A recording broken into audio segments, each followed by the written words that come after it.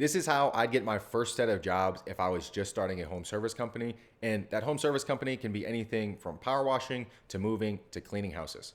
My name is Quinn Redmond. I'm the owner of Gainer Solutions, and I've had multiple home service companies. And here's the number one thing that I would do in terms of if I had to start completely from scratch and I was starting over and I had to go get clients. I would go and partner with apartments because apartments give you an immediate access to just get started. If you have, let's call it $500 in your bank account to start this. So if you want to start with $0, you can actually start with $0. But I'm saying you have $500 to be able to just make it by and say, hey, I've got $500 saved up. I want to go start this company. Here's what to do. Go to as many apartment complexes as you absolutely can. Go and talk to the front office staff, talk to the managers, get the property manager's name and talk to them and figure out what you can do to work with the actual property. Some are independently owned. Some are managed by bigger property groups. Some are managed by smaller property groups. Go and talk to them, and they're going to be the ones that are going to be able to help you out in this process. So it doesn't matter which home service or which thing that you want to get started. Going in and talking to apartments is the kind of good jump off point because it gives you a solid base to then be able to go get bigger fish. So I look at an apartment as getting a bunch of little small fish to be able to kind of, hey, it'll get me by for the day. It'll get me by for the day while you go and chase the whales. So the whales are the really big projects, are the ones that are going to take multiple days. The long-term things with, hey, we're completely redoing a house, or we're doing this really big scale project. That is what I'm talking about when, hey, let's focus on little stuff. Just get some stuff coming in to be able to create some cash, create some momentum for the company to keep moving. And when you have a lot of these little ones turn into enough fodder to be able to get that fire going. So think about it, the fire starter, you have, a couple sticks and twigs and dry things and leaves, and you create this small little fire that can burn and get hot enough that it ignites those big logs. And once the big logs get ignited, boom, the fire's going and you're off and rolling. It's the same thing in business. So I'm looking at it as get these small jobs, and an easy way, again, is talking to those apartments, because if they're independently owned, then most likely they're going to be needing all different types of resources. They're going to need so many different things from you. Sometimes it's power washing. Sometimes it's moving. Sometimes it's cleaning services inside the building. Sometimes it's valet trash, or maybe it's some type of maintenance or, working and fixing things. It could be plumbing. It could be, some type of electrician work. Those are all aspects that until you go and talk to them, you won't know. So the same applies to whether it's a small property group or a big property group. But the easiest things for those is a lot of times they have a vendor portal. You have an awareness and know of, hey, this property needs this and they're looking for these things. Hey, this property needs this, they're looking for these things. And that just, again, starts with talking to the property manager. The property manager more than likely knows all those things. Sometimes they understand what their property needs. Hey, in the grand scheme, our bigger property group also needs these things at these 5 other locations. And then boom, that gets you off and running. That gets you into the door. It gives you an easy example. Now you have a referral. Now you have a way to get in for the next job. So it's easy to have your foot in there. Now, the only con to that is if you do end up working with property groups and things of that nature, a lot of times the payout window is pushed back a lot further than you're going to want it to. Sometimes it's pay 30, sometimes it's 45, even sometimes 60. So it depends on their payout schedules. Is it, the actual property that's in charge of budgeting and having it in their budget for the year? Is it part of the property group's budget? Is it something that they're going to be paying out? So all of that stuff is an understanding to be and aware of. Or you can just immediately go and start talking to neighbors, family, friends, people that independently own their own homes. They have their own spot in their neighborhood. They've got other friends in the neighborhood. So if it's hey, I'm doing lawn mowing or I'm doing power washing. Maybe it's you do your parents or a buddy or yours or a buddy, their parents. You do it for free just for them to be able to say, hey. Chris, he power washed my driveway. They're then going to be able to see their driveway. They're going to see, oh, wow, it is clean. And maybe they saw it before. Make sure to take before and after photos for sure. But you go and you do, your buddy's parents' house for free. They're now able to tell their neighbors because maybe they saw you doing it and said, hey, can you come do mine? That is another easy way to get that ball rolling. So go do someone that do it for free. So that way you have the example, you have the evidence of them doing it. you also have the goodwill built with them for them to then be able to say, hey, the only thing I want in exchange of this is I want you to be able to tell like 5 to 10 people that I did this thing, and that way I can be able to use you as a referral.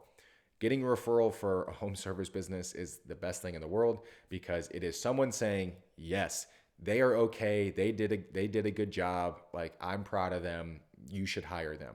That is why referrals are so important for home service businesses, because it is, hey, I brought this person to my home. They did work on my home, something that is very personal, something that I hold near and dear, very close to my heart, is most likely the biggest financial investment that is in that person's life. And I trusted him to come work and do this property at my, do this kind of work at my property. You can hire this person. It's okay. They did a good job. And it just goes from there. So doing maybe 5 people for free. Let's say you bought a power washer. Okay, boom, it cost you, $300 to get a power washer. You go do 5 houses for free, so maybe that's going to cost you $50 in gas in terms of driving around and actually, filling up the 1 gallon it takes for a power washer. So that's $50, and you go do these people's houses. You take the before and after photos. Have 5 pictures of before and after. You post those on social media every single day, multiple times a day. Now you have evidence to be able to share again now with the property managers. If you want to talk to them, they're asking for if you have examples and things like that. So in terms of being able to get bigger jobs, bigger properties, bigger scales, hey, now you have evidence of doing something.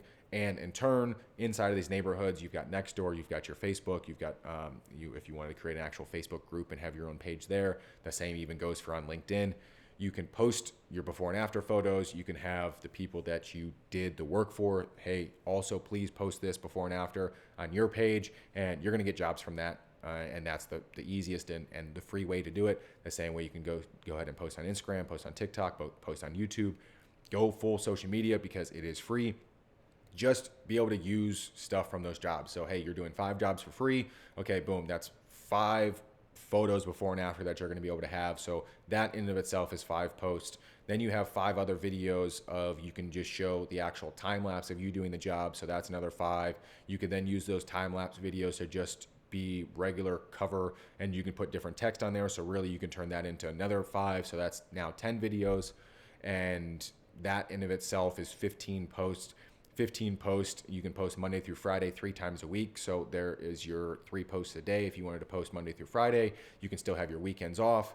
And if you wanted to, with including in there, you can film a separate video of maybe how you set up or what your actual breakdown process is. You can do all these other little one-off videos, and that in of itself, again, maybe 5, maybe 10 more videos. So now we're looking at, we have probably pretty close to actually 2 weeks worth of content, because I'm not saying, hey, go post 3 times a day, even though I think you should, because as from someone who grew, posting 3 times a day is just fine, especially as a business. It's free. Tell as many people about your business as possible, and you're giving examples. You're showing you doing the business. Genius. That's why you should do it. So 15 posts per week. That's Monday through Friday. You can probably do it on the weekends, but if you want to do 2 times a day, that's fine as well. So that means that if we're Monday through Friday, that means you need at least 10 posts a week. So we're already at those 10. So that, again, 2 weeks of content from 5 free videos that cost you $350 in total, because you bought the machine and you bought $50 worth of gas and other random materials and stuff. So even if we call another 100, so call it 4, even if you spend all $500, if you do not now have probably 5 jobs from those, then maybe you're not good at it and maybe you mess something up, or you're just not doing the actual work. Because go do 5 people's houses, go do 5 driveways, film it, post it, have them post it, get in Nextdoor. Like, you're going to have probably 10 to 15 jobs. If you post, I'm saying post the 3 times, post your before and afters. If they also then post the before and afters, and you do this on LinkedIn, Facebook, Instagram, Nextdoor, even on TikTok, that's 5 different places that you're posting on. That's 15 touch points a day on all these different platforms. And you mean to tell me that you don't think that you're going to get someone coming and asking you, hey, can you do this thing that I see with my own eyes that you just did for someone, and then I also see, like, really? Just go do it. That's it. That is the plan. That is how you do it. I mean, if you wanted to give moving services for free, you could. I don't think you have to, because people understand that moving sucks. And so just by texting every person in your phone saying, hey, do you know anyone that's moving soon? Just that text alone. Hey, do you know anyone that's moving soon? That's so open and vague. You're not asking them if they're moving, but they themselves might be moving, but they in their head go, oh, well, my buddy Tim, yeah, he's moving. Oh, hey, does your buddy Tim have any movers? I just started this moving company. Do you think, you can ask him about it? Just as simple. Because you're not asking directly. You're just saying, hey, do you know anyone moving soon? Easy as that. Super simple. And the same thing goes. You do your first 5. Just get to 5. Ask all 5 of those. Hey, did we do a good job? Yes or no? And if you did, say great, thanks. And if you didn't, say, okay, why do you think we didn't do a good job? And then fix whatever they said. If they said, hey, I didn't appreciate how you didn't take care of my stuff. I felt that you were a little lackadaisical with the way that you were tossing those boxes or just dropping them. Okay, take that advice and then don't do that going forward. Plain and simple. Plain and simple. But if you're starting some type of home service business in 2026, the best part about it is this will work in 2026, 2027, 2028, 2029, 2030. It's going to work because this stuff is not going anywhere. It's not going anywhere. It's not going anywhere. It's not going anywhere. It's not going anywhere. It's the reason why we need more plumbers, we need more electricians, carpenters, people doing lawns, cleaning, all of this stuff. They're not going anywhere. There's no perfect way of doing it. We are. It takes labor, which is why people are so scared to do it, because everyone jumped to, I want to be a rep on the phone and sit in a cubicle, and that was the work that everyone said is the best route to do.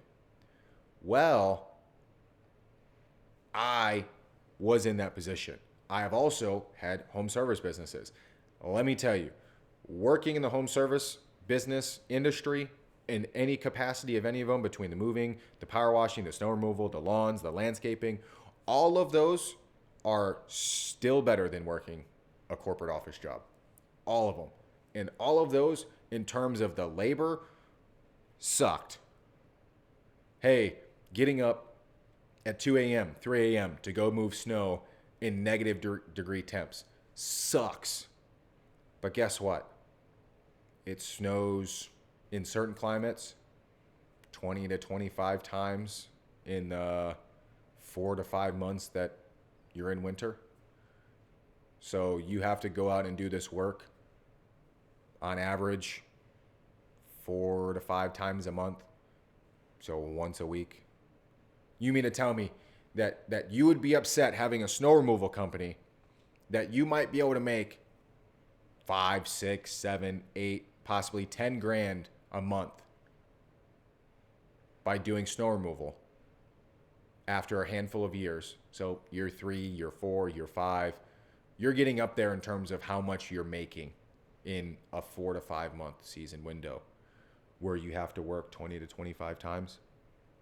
Hey, some years it's 15, some years it's 30. And you mean to tell me that's too hard for you? That's too crazy. It's never going anywhere. If you live somewhere that is north of the Mason-Dixon and you get snow regularly in winter, guess what? No one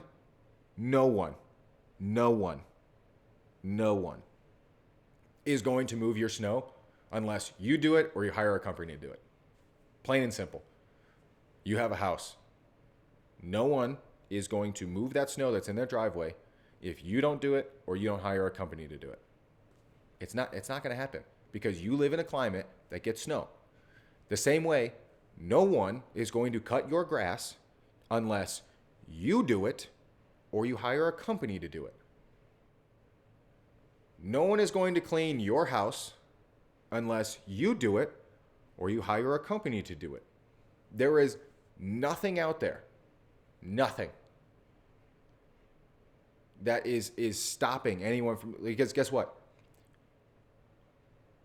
It's in need because there's less people doing it and everyone needs it. Everyone needs this thing, but no one does it. So guess what? Everyone applies to it. Everyone applies. You live in a cold climate. It snows. Everyone needs snow removal. Hey, who's my client? Anyone who has any type of property. Anyone who has any type of anything. That's who you need. They can be a homeowner. They can live in an apartment because they can help you talk to the front office staff in terms of getting the apartment contract. Hey, maybe you talked with a property manager and they manage Airbnbs. And so now, hey, you need all those Airbnbs done. Hey, you talk to someone who they've got rental properties and they have rental houses. Hey, guess what? They need all of those done. Like, you think about how many homes are in a town. I don't know, I want to say Fargo's like 125,000 people, maybe 150. I don't know. It's a random number I'm thinking in my head. Call it 125. Call it 100 to be easy. That's a lot of people. Even if there's 20, like, hey, let's say there's 20 snow removal companies out there, which there's more than that. But then that would mean technically 20 people are responsible for, what's that number? 5,000 a piece?